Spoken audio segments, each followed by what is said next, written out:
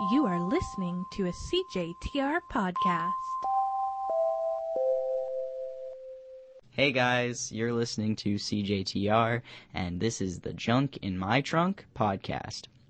This is our second episode, and we are so excited to be back here at CJTR to record today. Thanks again to them for giving us this space, and we would also like to thank SK Prevention for funding this podcast. If you haven't listened to our first episode, it is on CJTR's website and also on our Facebook page. The link is, Jesus Christ. Okay, the first, if you haven't listened to the first episode, it is on CJTR's website and also on our YouTube channel. We don't have a website. I said CJTR's website. Oh, I thought you said JMT website. Sorry, I'm spaced out. It's been a day. If you haven't listened to the first episode, that was really loud again. If you haven't listened to the first episode, be sure to check it out. It is on CJTR's website and also on our Facebook and our YouTube. The link to our YouTube is on our Facebook, so it's at JIMT Podcast on Facebook. If you haven't seen the first episode and you have no idea what this podcast is about, it is a podcast about safe sex, harm reduction, gender and sexuality, and more. The youth who are hosting this podcast are Nate and myself. So I'm Ryan. I'm a guy who works at Space. I'm a high school student. Not much else to tell. And I'm Nate. I also work at Space. I'm a programs assistant. I am also a high school student. That's about it. You want to tell us a bit about Space, Nate? Yes, I can. Space is a community hub for LGBTQ folks. We plan events for youth to come and socialize with other youth, and we also lend our space for people who want to use. Oh my God, okay, I'm just going to restart that. Space is a community hub for LGBTQ plus folks. We plan events for youth to come and socialize with other youth, and we also lend our space for people who want to use it for groups or events that benefit the community. Thank you so much, Nate. If you have seen our first episode, you might notice that we are missing someone, if you've seen our first episode, you might notice that we're missing someone. Lucian is no longer able to record the podcast with us, but this one goes out for him. Miss you, brother. Miss you, brother. And with all that out of the way, let's get into the podcast. So this episode is about consent, porn, and polyamory. So keep listening to find out more. Today we are with Jacq and Cat. Would you two like to introduce yourselves? Sure. I'm Jacq. I use they, them pronouns, and I'm the executive director of Your Pride, which basically means that I get to do all the boring stuff and none of the fun stuff like programs. But I'm really gay, and I'm really into sexual health. So I'm stoked that you folks invited me on this super cool podcast. Cool. Hey, I'm Kat. I use she, her pronouns. I'm the programs and operations manager at UR Pride, so I get to do some of the fun stuff and some of the programs. And I'm a genderqueer, trans woman, and polyamorous, so I'm super stoked to be on this show. Awesome. Thank you so much for being here. Yeah, thank you. We will start off with the questions and cue awkward space that they can just cut out. Yeah. Yeah, they can. Okay. So I guess I'm saying the first one. Yep. Okay, which one of you want to answer the consent question? Can we just both answer? Yeah, I think it'd be cool to have just a discussion about it. Yeah. Okay. So our first question is, what is consent? I think that the thing about consent is that it has it has a legal definition and it has a social definition. And so legally, consent refers to whether or not somebody is considered, particularly around in a context of sexual health, it means if someone can actively agree to having sex or to engaging in a sexual act. And so that's why legally, people under a certain age aren't legally able to give consent, or people who are drunk aren't legally able to give consent. But we know that that's just the legal concept. But sort of the social concept is a bit different. Kat, do you have anything to add on? Well, actually, I just wrote a paper about consent, and I think one of the things that is interesting and sort of worth mentioning is that like consent is really, really complex and it's often really poorly defined. Like we talk about consent as being an agreement or like a contract, but we don't really talk about how that agreement can come to be formed, or what that agreement kind of like actually looks like in practice. Yeah, and I think that generally consent, when we talk about it, it's really about, I think, giving, like, active, people talk about active, enthusiastic consent, and that's the idea of where sort of it's not forced, it's not coerced. So if you sort of, if you're engaging with someone in like a sexy way and you feel like you have to say yes, then that's not actually consent. So consent is something that's like freely given, without feeling pressured to do anything. Yeah. Yeah, absolutely. Those are some like really good points that I didn't even think about. So thank you. And why is consent so important? I think consent's important so that people feel safe. But consent's also important because without it, you don't really have a good time, Yeah. I don't know if anybody's ever, like, played a board game with someone who didn't actually want to be playing the board game. But it sucks, right? Like, it's boring. You feel like you're, like, in it alone. The person's just like, oh, when's this over? Like, that's not fun. And I think that we can make some pretty good sort of parallels to, like, sexy stuff. Consent is outside of just, like, don't be a jerk and, like, don't, like, sexually assault someone, which is, like, probably the biggest thing that people say, like, why consent is important. I think the other piece is that, like, you're gonna have more fun if everybody in the room is consenting. Yeah. Definitely. Yeah, and I think from like an ethical standpoint, consent is really important because we don't want to hurt people. And like consent is a way of making whatever you're doing, whether it's like sexual or kinky or just like platonic, making that like a safer experience for everybody, which lets everybody be more comfortable and actually like have a good experience as opposed to being sort of like really guarded and not really certain what's going to happen. Yeah, definitely. Yeah, that's pretty good. So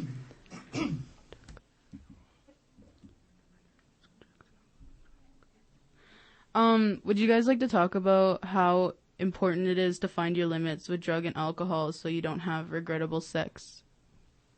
Do you want to start again? Sure.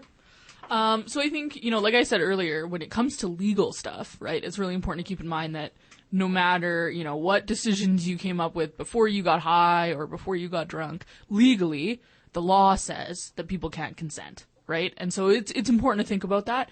But I think that the reality is that people of all ages choose to have sex when they're drunk or high.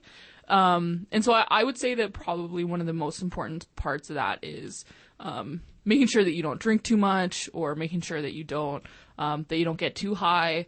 But beforehand, having a conversation with your partner about like, this is getting to know. I think it's important that you have, if that's something that you want to do, that you're doing it with someone who knows what you're like when you're drunk or knows what you're like when you're high. And so that you sort of have an understanding of what people's cues are or maybe how people might behave differently when they're drunk or high. But I think that one of the important pieces there is, before anybody engages in any substance use, that you have a conversation about like, this is what I think I'll be okay doing. This is what I wouldn't be okay doing. But at the end of the day, what's really important is that when we're drunk or high, we're not always totally able to realize that we're doing something that we wouldn't want to be doing. And so it's good if you're the person who's maybe less drunk or less high or not drunk or not high, that sometimes it's okay for you to make the decision and be like, hey, you know what? I actually think that you're too drunk and I'm not comfortable doing this. And so I think sometimes when it comes to substances, it's important for the person who's maybe not drunk or not high to like take the responsibility. That's what I'd say about that. I can actually speak to this a bit. So I'm asexual for the most part. I'm kind of like gray ace. But it's still sometimes nice to have sex with my partners. And one of the ways that I do that to sort of get more comfortable is to just like drink a little bit. And so I don't sort of get like really, really drunk when I do it. but having like a drink makes me feel like more relaxed and more at ease with my body, and like more able to engage with it. But like Jack was saying, it's really important to have conversations when you're sober beforehand to talk about like, these are what my limits are, this is what I'm sort of looking for, and to like have that partner check in with you to be like, hey, sort of, yeah, keeping track to make sure that you're not too intoxicated or too drunk to be doing things that still stay safe. Because a lot of times when we get intoxicated, it's a lot easier to hurt ourselves because we're not necessarily thinking about like protecting ourselves as much. Yeah, for sure. I think that's a really good point, actually. Yeah, and I think I think the last thing I would say is just it's important to keep in mind that, particularly with youth and stuff, we've seen a lot of stories where people get people drunk specifically to like try to have sex with them, and that's rape or sexual assault. Yeah, Definitely. And so it's important to just keep that in mind that unless there's been a conversation before anybody's been started drinking or started getting high, then it is sexual assault. But according to the law, like under the law definition, it's always sexual assault, whether or not you had a conversation beforehand. So, and that's sort of, I think, what's really confusing sometimes about all this stuff. Yeah, definitely. Thank you. And kind of moving on from there to our second topic today, what is the difference between polyamory and monogamy? I guess I can go first. So I think polyamory versus monogamy speaks to different relationship dynamics and different relationship boundaries. So within monogamy, you have one partner that you're committed to. And in polyamory, you can have multiple partners. And one of the important things about polyamory, I think, is that it's ethical and that everybody involved is knowledgeable about the fact that polyamory is happening, as opposed to what sometimes happens in like monogamous relationships, like cheating. Which can still happen in like certain contexts in polyamorous relationships as well, when you sort of step outside the boundaries of how the relationship is defined. Yeah, I think when you really just look at the word, like mono, it means one, and gamy means marriage, and so it's like that's like the concept of like one marriage or like one partner. And polyamory, poly means many, and amory means love, so it's that idea of like many loves. And I think what's important to keep in mind about the difference between monogamy and polyamory is that in both of those sort of relationship structures, people are committed, people love each other, people care for each other, and one isn't sort of better than the other. I think it's just about figuring out what works for you. And, we talked about consent earlier, and I think what Kat was talking about was about how polyamory is only polyamory if everybody consents to like what's happening. So, if I have a girlfriend and I'm going on a date with someone else, and my girlfriend maybe knows that I'm going on a date with them, but they don't know that I have a girlfriend at home, then that's not okay. Because people aren't able to consent to that if they don't know other situations. So, I think that's sort of the main difference.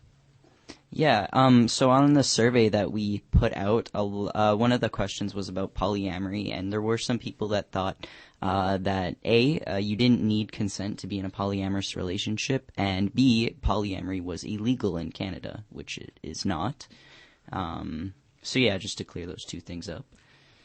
So what I would say is that polygamy is illegal in Canada, and polygamy means like multiple marriages. So you can only marry one person in Canada, and that is the case in most places across the world.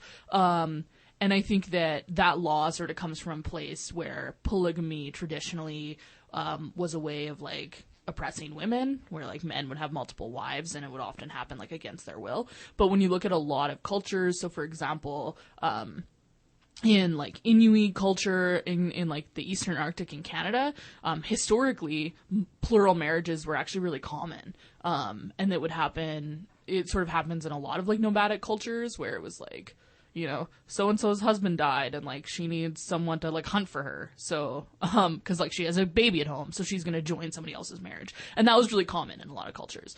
But polyamory, the concept of like dating multiple people, that's not illegal, in Canada because it doesn't actually define sort of any like legal standing with the government. But it is important to keep in mind that in some cases, being openly polyamorous can really impact you. So, like, there's no protection in Canada for polyamorous people to, like, not be fired, for example, for being polyamorous.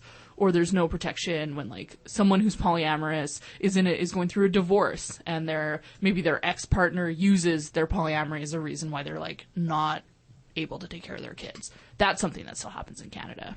Yeah. Oh, I didn't even know that. And in addition to kind of those lack of protections, we also see sort of a lack of rights. So in terms of, like, a lack of rights to marry multiple people, lack of rights around child custody in marriages that are between more than two people, or in relationships between more than two people. It's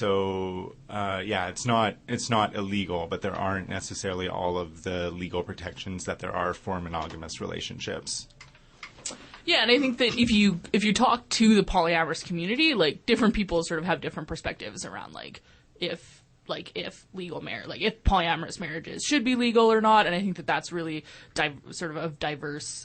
There's a lot of diverse opinions within the polyamorous community. But if you're interested in learning more about polyamory, and there's like some really great Facebook groups or like social media communities that talk about it. There's a couple really great books. One of those is called More Than Two. And then there's a really great web comic called Kimchi Cuddles. That is, like, really, really great. And they have a lot of sort of cute little, like, comics about different situations that have happened, in polyamory. Yeah. Cool. So kind of moving on from there, we were hoping to talk about, like, porn and unrealistic expectations in porn. So just to start off, what is pornography as a kind of a baseline definition? Cut that out, please. Yeah, I think that porn is basically any type of literature, whether it be audio, like whether it be like audio, whether it be written, whether it be video, whether it be art, or like visual, that sort of has like a sexual. Generally, I think people think it's about sex, but I think that it can also just involve like any sort of like sexual component to it. So that includes things like erotica. Some people consider that porn. It can be like, sexy fan art that people draw like on DeviantArt, or like, I don't know, is that still a thing? The kids still use DeviantArt. And then I think when most people think of porn, they think of like videos. So yeah, like that's probably the best example. But porn can also be like erotica or like written down. Yeah. Yeah. No. Okay. How much time do we have left? We're at 15 right now. Oh, okay, we got lots of time then. And then what are some like unreal expectations, and like how can they be harmful to people? In terms where, like, they don't talk about like consent and stuff like that. Yeah. Yeah, definitely. They just like get right into it. Yeah, I think there's a lot of unreal expectations in porn, starting even just with like body image, and what bodies look like, what penises look like, what vulvas look like, what breasts should look like. But then beyond that, if you actually look at like the sex itself, how it's portrayed, a lot of times it's like without a condom. A lot of times it's without like consent or a lot of foreplay, just like gets right into the like penetrative sex. And it also creates often this like expectation that sex is penetrative sex, and that's sort of like the only or the most important component of it. Yeah, I think that when it comes to sort of unrealistic expectations in sex, like, I think it's important, we know that when we watch like a spy or action movie, like, we know that that's not real, right? Yeah. But I think that we often don't think that way about porn in film or in videos. So I think, Kat mentioned that like porn doesn't include condoms a lot. And the reason for that is that condoms, when you're having a lot of porn stars or porn actors, they're having sex for like 8-10 hours a day. And like condoms can actually like cause a lot of friction, and can actually like harm those people's bodies. So they choose not to use condoms often. And if you don't sort of know the background of that, you might just be like, oh, well, like, you know, they don't use condoms in porn, and that's because like condoms aren't sexy. But a big part of it is actually health related. But what porn doesn't tell you is that in a lot of states and places where sort of the porn industry is really common, there's actually legislation that like requires, or like unions that require porn actors to like be tested every month or things like that. So there's a lot of those sort of pieces around sexual health that we like don't see. And so I think that that's why when you're watching porn, to just be really conscious that like this is a movie. It was made to get people to watch it, which is why, you know, when people have sex in porn, you can often see everything, and that's like not real, right? Like often sex happens like totally under covers, right? Or under blankets, but like that'd be boring. Right? It'd be like if there was an action movie and it was pitch black out. And that's often when action happens, but they can't do that in a movie because then you can't see anything. Yeah. So just being thoughtful about that. I think that one of the best examples of sort of how porn is unrealistic is that there's like a stat out there that's in 90% of porn, women have anal sex. Like they receive sort of like they're penetrated anally. But in reality, it's like less than 10% of women actually enjoy that in like the real world. But then that creates these unfair expectations where like young guys who are watching porn for most of their life, and then they have sex for the first time, and they're confused why this girl doesn't want to have anal sex when like every single porno they've watched, girls have been like really stoked on it. And so just remembering that like that's acting. Yeah. Just like any other type of movie. Yeah. Okay. That's it. Okay, so that pretty much like wraps it up for today. Thank you too for coming on to our podcast. Yeah, thank you so much. Thanks for having us. Absolutely. This is super cool. Thanks. Yeah. For I sure. feel like you two did a really good job. And just thank you again. Yeah. Cool. Have a great rest of your day. Okay, so that was the podcast. Thank you guys so much for listening. I actually had a lot of fun recording this episode because I feel like I really learned a lot. Like I came into this episode thinking a lot of like stereotypes about polyamory and, you know, consent and porn. But I actually came out learning a lot. So it was very interesting to record. Yeah, and I feel like we learned a lot about like the misconceptions about polyamorous relationships and consent and pornography. So I feel like this episode was really good and educational for those who are listening. So yeah. So thank you so much to Cat and Jacq for coming on this episode. We really appreciate having people from the community coming in to talk. And then also big thanks to you guys, the listeners. Thank you so much for listening to our podcast and you know, being a supporter. It's really cool to be on this podcast and to spread information and education while also like educating myself.